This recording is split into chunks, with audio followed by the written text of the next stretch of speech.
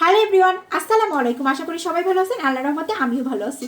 আজকে ইফতারিতে মেহেজাবিনের, নাফিসার এবং বাসার সবারই আবদার আজকে একটু সবজি খিচুড়ি করতে হবে, আর সাথে তো অন্যান্য কিছু থাকবেই। তো ভাবলাম যে সেটাই আমি আজকে করে ফেলি, আর ওরা আবার আমার হাতের রান্নাগুলো খেতে খুব বেশি পছন্দ করে।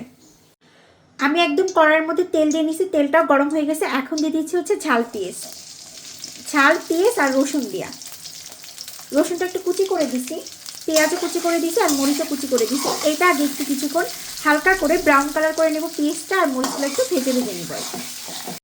আমার হালকা হালকা করে খুব ভালো করে ভাজা কমপ্লিট হয়ে গেছে ঝাল, পেঁয়াজ এবং হচ্ছে রসুন। এই পর্যায়ে দিয়ে দেবো হচ্ছে জিরে আর আদা পেস্ট দিয়ে এটা একটু মশলাটা একটু কিছুক্ষণ কষাই নেব 2-3 মিনিটের মতো। এখন দেবো হচ্ছে লবণটা হচ্ছে আমি 1.5 চামচ পরিমাণে দিলাম। এখন দিয়ে দেবো হচ্ছে হলুদের গুঁড়া,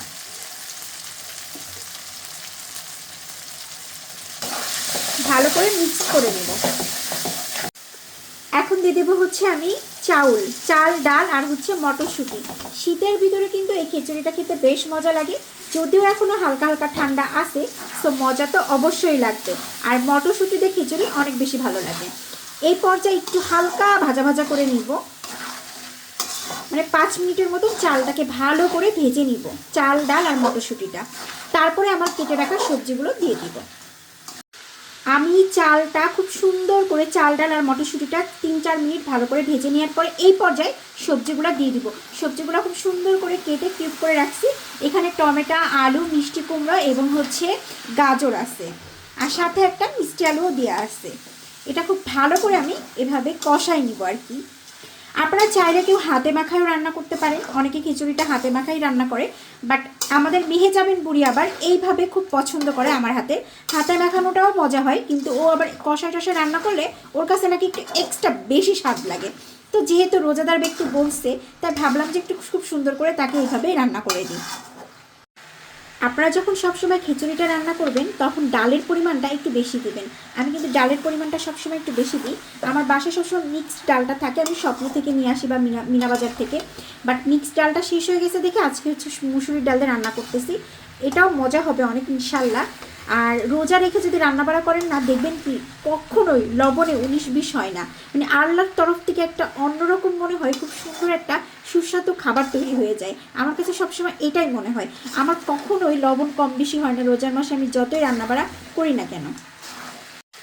আমি খুব সুন্দর করে চাল, ডাল সব মিক্সড করে সবজিগুলো আমি কষাই নেওয়া কমপ্লিট হয়ে গেছে এবং একটু ভাজা ভাজা টাইপের হয়ে গেছে সব কিছু। এই পর্যায়ে আমি দিয়ে দিলাম পানিটা। আর মেহেজাবিন বলতেছে যে একদমই যে তুমি হচ্ছে ভুনা ভুনা খিচুড়ি করো ওই রকমও করবা না, আবার একদমই যে ল্যাটকা খিচুড়ি ওইটাও করবা না, জাস্ট হচ্ছে মিডলে মিক্সড, মানে হালকা একটু সফট থাকবে, নরম থাকবে, সবজিগুলো একদম গলে যাবে, যাতে হচ্ছে খিচুড়ির সাথে একদম মাখায় খেতে পারি ওই টাইপের।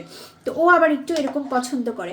আসলে এক একজনের পছন্দ এক এক রকম, এক একজনের মুখের স্বাদও কিন্তু এক এক ধরনের, টেস্ট বার। তো ফাইনালি আমার হচ্ছে পানি দেওয়া কমপ্লিট হয়েছে। আমি আরেকটু পানি দিয়ে দিব, তারপরে ঢাকনা দিয়ে ঢেকে দিব। ইনশাল্লাহ 10-15 মিনিট পরে আমার খিচুড়িটা রান্না কমপ্লিট হয়ে যাবে। আমি আস্ত মশলাটা আজকে ভাজার টাইমে দিই নাই, এখন আমি উপর থেকে দিয়ে দিব যাতে হচ্ছে এর ফ্লেভারটা থাকে। এখন ঢাকনাতে ঢেকে দিলাম। 15-20 মিনিটের মধ্যে ইনশাল্লাহ আমার খিচুড়ি কমপ্লিট হয়ে যাবে রান্না করা।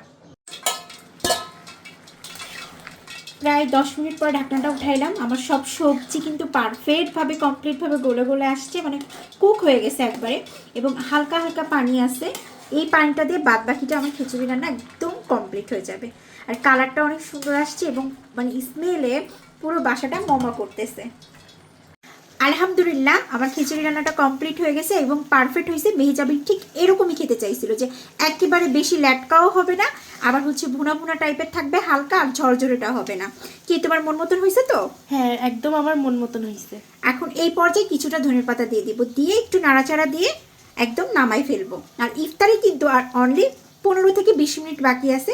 এই 15-20 মিনিটের ভিতরে একদম পারফেক্টভাবে কিন্তু আমার খিচুড়িটা রান্না কমপ্লিট হয়ে গেছে। আর এই একটা জিনিসই আছে যেটা যে খুব তাড়াতাড়ি রান্না বাড়াও হয়ে যায় এবং খেতেও অনেক বেশি সুস্বাদু হয়। সবাই ভালো থাকবেন।